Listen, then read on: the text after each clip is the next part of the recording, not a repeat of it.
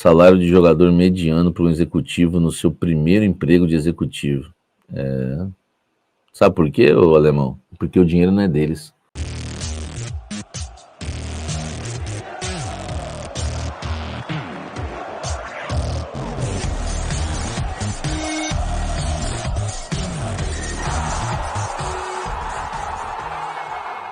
Quer matricular o seu filho ou sua filha numa escola bilíngue de respeito? Casa Branca Educacional. Na Casa Branca, cada detalhe existe para apoiar o desenvolvimento do seu filho. O nome Casa Branca, aliás, reflete o compromisso em criar ambiente restaurador em que famílias se sintam acolhidas e as crianças realmente se sintam em casa. A infraestrutura aconchegante valoriza cada momento, porque a Casa Branca acredita, para um aprendizado bilíngue pleno, que o mais importante é que cada aluno se sinta bem-vindo, respeitado em seu ritmo e feliz para aprender. Aprender com alegria e diversão. Entre em contato no link na descrição. Venha viver essa experiência. Casa Branca, parece casa, é escola, um espaço seguro para o seu filho crescer bilíngue e feliz, desde a educação infantil ao 9º ano. Educação bilíngue de verdade. O José Martínez será o substituto do Mateuzinho, tá? Na lateral direita do Corinthians. É uma informação que eu apurei hoje, aí quase chegando no fim da tarde, né, para gravar o Blend. O torcedor corintiano estava super ansioso para saber quem seria, né, o substituto do Mateuzinho, porque muitas eram as opções de 0 opções. Essa é que é a verdade, né? O Corinthians tinha muitas opções de 0 opções. Você me ficou louco? Fiquei louco. Louco faz tempo. É que, na verdade, o Dorival Júnior não tinha, né, muitas opções. E da posição só tinha um, que era o Jacaré, que veio das categorias de base, mas não veio pronto. Vou até explicar essa questão do Jacaré até para vocês, tá? E aí tinha as opções, vamos lá. Jacaré, lateral direito de origem, que veio da base. Hugo, lateral esquerdo, que poderia ser aproveitado na lateral direita, como foi até cogitado pelo Dorival na coletiva, depois do Atlético Mineiro. Félix Torres, sujeito a chuvas e trovoadas, também podia pintar ali na lateral direita. O Kaká, eu já sei que lá atrás treinou também como lateral direito, naquela escassez, e já foi cogitado também para a função. O Charles já atuou nessa função na lateral direita, tá? Como ala direito, né? O nosso querido Charles. José Martínez era uma das opções também. Eu esqueci mais alguém? André Ramalho, enfim, vamos me lembrando aí se eu esqueci de alguém. Muitas eram as opções, nenhuma que nos encha os olhos, né? Aliás, uma vergonha o Mateuzinho não ter um lateral direito reserva, o que mostra que esse elenco do Corinthians foi muito mal montado. Então o time não tem lateral direito, não tem lateral direito reserva, né? Pro Mateuzinho, tá? E se não tem ninguém na lateral direita, vai ter que improvisar. E aí eu apurei que o José Martínez foi o escolhido. Se o José Martínez é o escolhido, eu imagino um Corinthians com essa formação para enfrentar o Vitória. O André Ramalho, ele treinou a semana inteira. As principais novidades entre os relacionados fica por conta do André Ramalho e do Carrídio, dos dois. Então, dá para até imaginar que o André Ramalho inicia a partida como titular. Que ele é o titular da posição, estava lesionado, mas agora volta, né, para sua posição. Então eu acho que o time do Corinthians ele vai jogar com essa formação, né, que está aí na tela para vocês, com 3 zagueiros, um 3-5-2, com o Martínez, né, que é exclusivo na lateral direita. Tá? Então eu escalei o time dessa forma aí. Ó. Perguntei para uma fonte se poderia ser 3 zagueiros, entendi que sim. Então vai ser Tchoca, André Ramalho e Gustavo Henrique. Eu não duvido que o Kaká possa aparecer no lugar do André Ramalho, porque o Kaká, enfim, quando o Kaká não falha, podemos dizer que ele foi bem, né? Ele foi bem na partida contra o Atlético Mineiro. Não foi muito testado também, né? É duro. Mas tomara que não seja o Kaká, tomara que seja o André Ramalho jogando de líbero, aí seria interessante. Apesar que quando jogou André Ramalho, Tchoque e Gustavo Henrique, o Gustavo Henrique fez a função de zagueiro da sobra, né? Que eu não gostei, eu prefiro o André Ramalho. Mas eu colocaria dessa forma aí, ó. Tchoca, André Ramalho e Gustavo Henrique. Na ala direita, o Martínez na lateral direita. Bidon, Ranielli, os volantes. O Bidu na ala esquerda. O Garro na armação das jogadas, o Memphis e o Roberto. Tá? Esse é o time do Corinthians. Fica como opção para o banco de reservas o Carrídio, que é uma grande opção, voltando, né? Acho que é bem legal ver o Carrídio voltar. E a gente começa a ter um Corinthians mais forte, cara. Então a gente tem qualidade na frente. Não ficou ruim essa escalação. Não ficou ruim. Eu acho que é um time competitivo para enfrentar o Vitória. Eu acho que dá para brigar, né, com o Vitória, que é um time que está na zona do rebaixamento, que vem numa sequência boa. Aliás, vem de uma grande vitória na Vila Belmiro contra o Santos. A gente mesmo tomou um pau lá, né? Foi 3-1 para o Santos. O Vitória foi lá e ganhou por 1-0. Então eles vêm empolgados, né? Com chance de deixar a zona do rebaixamento. Pode encostar, inclusive, na gente, né? Se ganharem, né? Com uma diferença de 2 pontos. Pode jogar o Santos na zona do rebaixamento, que me alegra muito. Mas, enfim, temos que torcer para o Corinthians ganhar para a gente não ficar lá na parte de baixo, tá?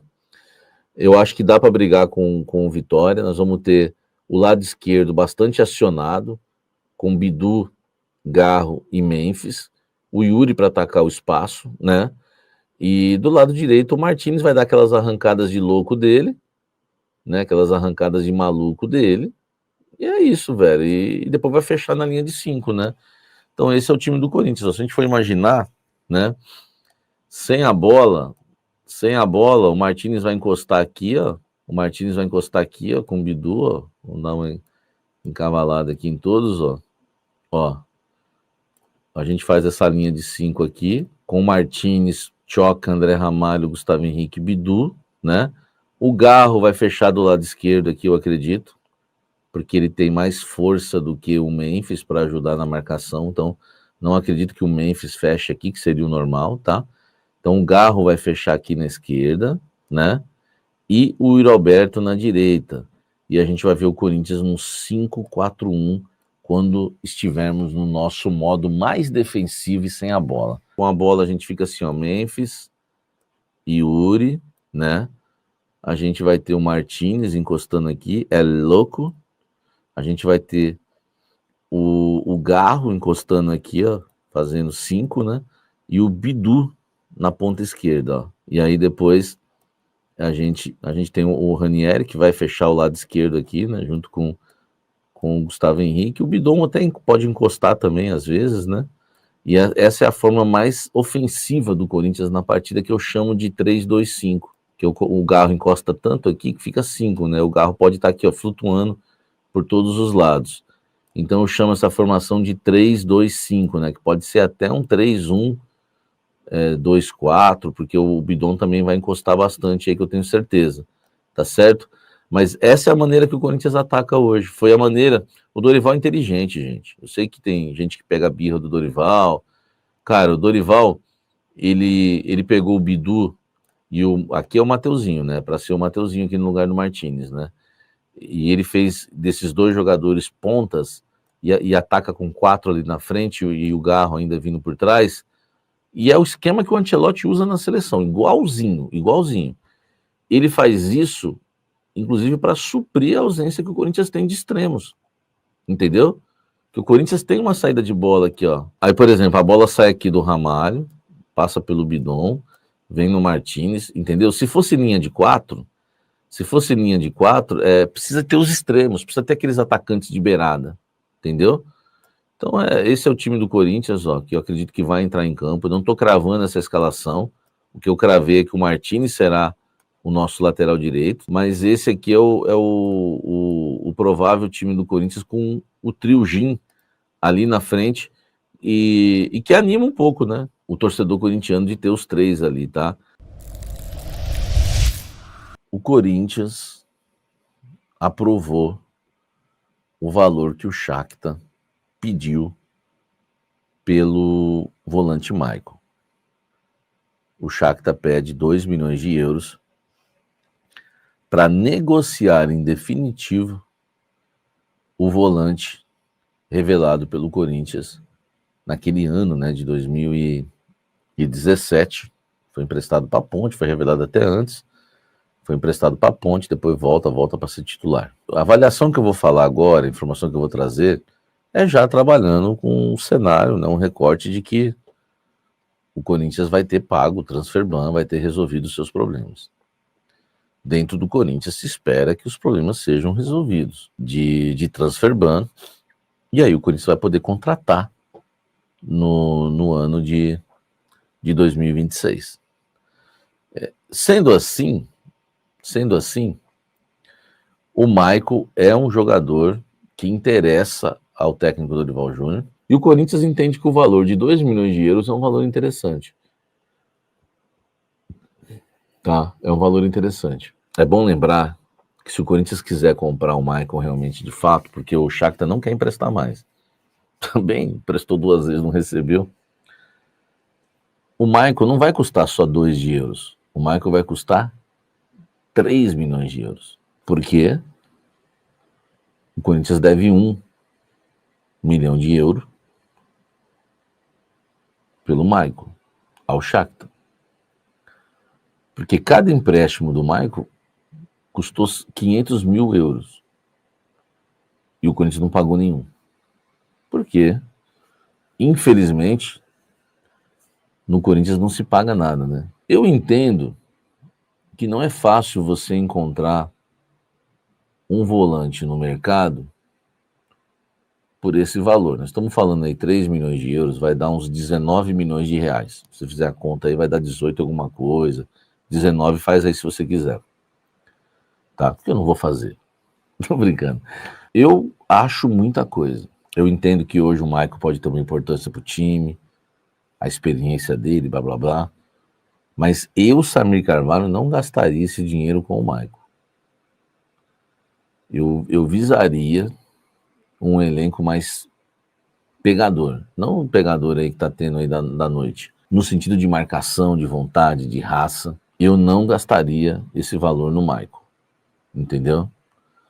Agora, quem acha que deve gastar, eu também não acho nenhum absurdo. Não é tipo assim, ó, vai renovar com o Kaká. Aí eu falo, aí eu quero pegar um aqui e falar, você tá louco? Entendeu? Aí outra coisa. Então, assim, quem acha que deve renovar com o Michael, eu também não vou brigar, falar que ele não entende nada de futebol, eu não vou dar esses esculachos, eu também não faria isso. Mas minha modesta opinião é que é um cara que entregou muito pouco nesse período que esteve no Corinthians, muito pouco, muito pouco, que eu acho que está vivendo uma boa fase, que nem é tão boa assim. Gente, sabe qual é o problema do torcedor às vezes? Ele sempre foca no último jogo. O Maicon foi bem contra o Atlético Mineiro. Cara, ele perdeu 2 gols na cara e fez um belo gol. Vamos falar que ele foi bem, então. Beleza, foi bem.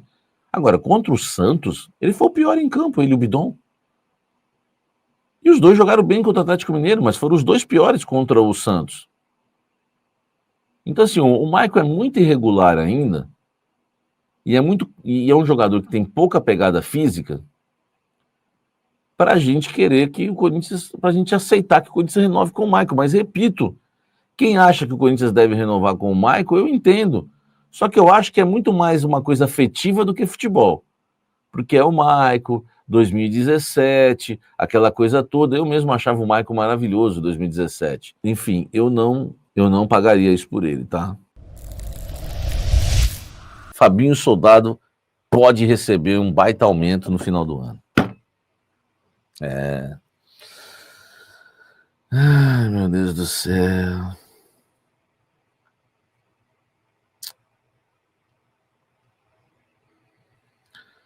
Do Fabinho, ele tá identificado? Posso criticar? Porque é o seguinte, é inaceitável, pelo menos na minha opinião,